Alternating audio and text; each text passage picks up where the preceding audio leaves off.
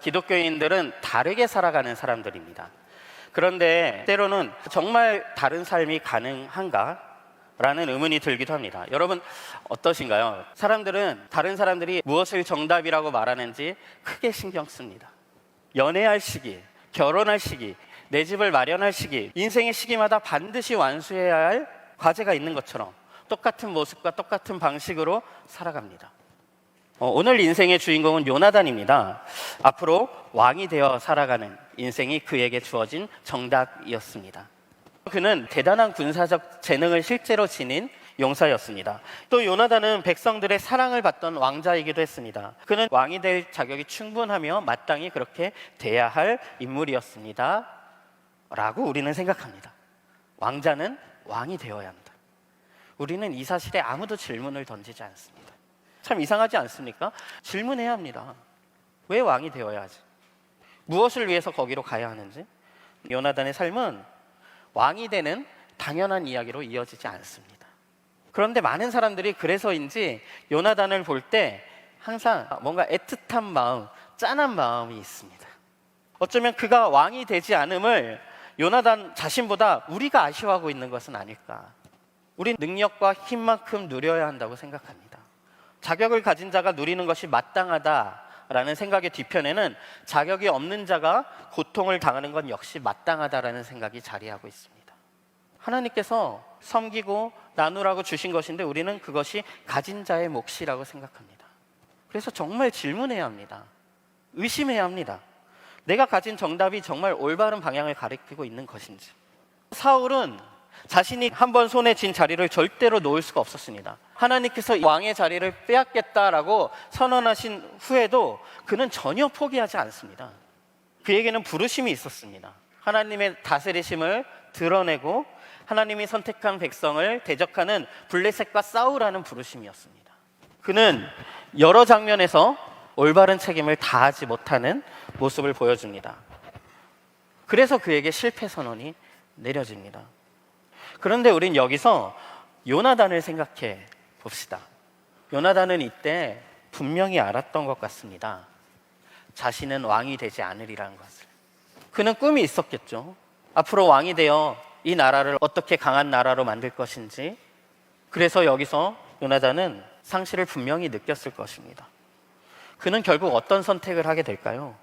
요나단은 아버지와는 다른 답을 선택했음을 그의 삶을 통해 알게 됩니다.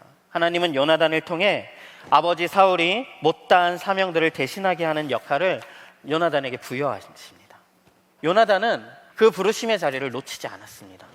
그래서 그는 블레셋을 선제 공격하며 전쟁을 시작하는 역할을 합니다. 그는 성공과 실패가 자신의 힘에 달려있다고 생각하지 않았습니다. 그래서 적군들에게 자신들의 모습을 보여줬을 때 만약에 그들이 올라와라 이렇게 대답을 하게 되면 하나님께서 승리를 주시는 걸 생각하기로 하고 가서 싸우자라는 선언을 한 것이고, 그리고 어느 날 요나단은 소년 다윗을 만나게 됩니다.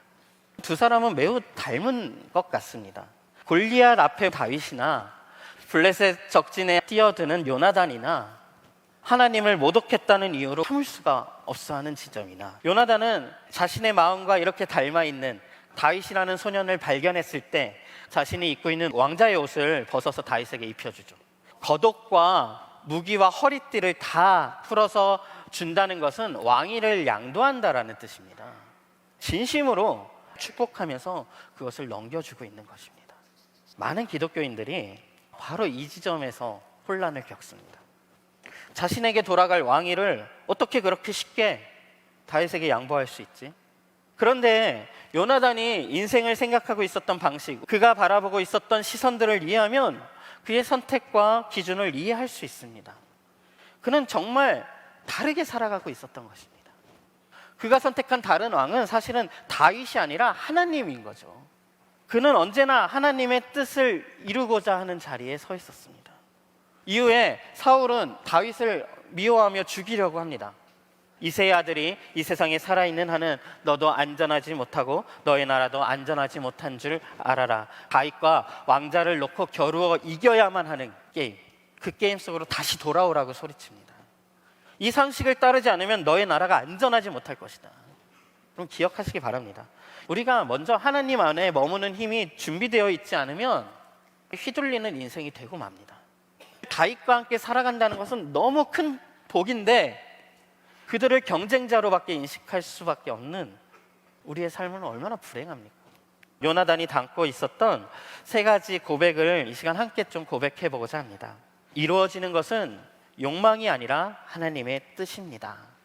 결국 이루어지는 것은 하나님의 뜻뿐입니다. 이것은 하나님이 내 삶의 주인이십니다 라는 고백이며 하나님의 섭리를 믿는 믿음입니다. 그럼 하나님의 뜻이 이루어짐을 고백하는 이들은 일희일비하지 않습니다. 결국 하나님의 뜻은 성취될 것이기 때문입니다. 나는 메시아가 아닙니다. 이 고백 뒤에 이어질 숨겨질 고백은 하나님만이 구원자이십니다 라는 고백입니다. 우리가 여러분 무엇을 구원할 수 있습니까? 우리는 아무것도 구할 수 없습니다. 우리는 구원을 필요로 하는 존재들입니다. 하나님이 우리를 구원하실 때에만 비로소 우리의 의미 있는 일들, 가치 있는 삶이 시작됩니다.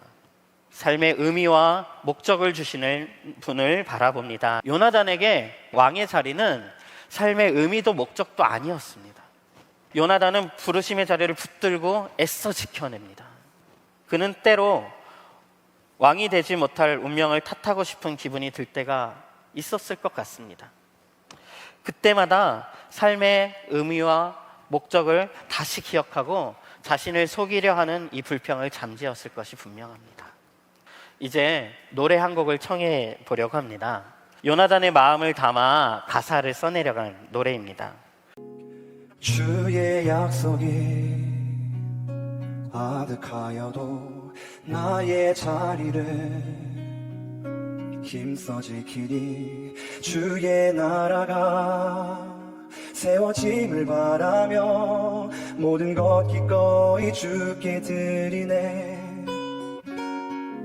주마마는 자 되리 주님의 일하심 비추는 그 통로 되어 주의 나라 위하여 내 소망 넘어 주 뜻 이루소서. 이 요나단의 마음이 우리의 마음이었으면 좋겠습니다. 이루어지는 것은 욕망이 아니라 하나님의 뜻입니다. 나는 메시아가 아닙니다. 하나님만이 구원자이십니다. 삶의 의미와 목적을 주시는 분을 바라봅니다. 아멘. 우리 이 시간 1분간 침묵하도록 하겠습니다.